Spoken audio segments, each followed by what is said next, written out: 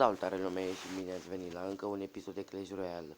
În acest episod de astăzi deschidem un Season Draft Challenge, chest, de Challenger 1, cel mai bun scor 4197. Și hai să vedem ce pică.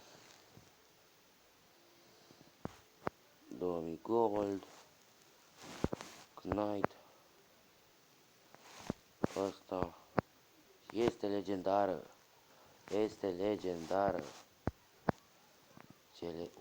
respect, bandita.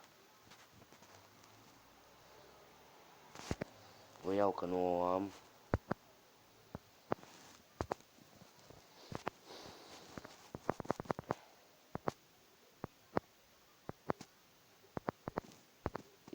Am luat bandita că nu o aveam.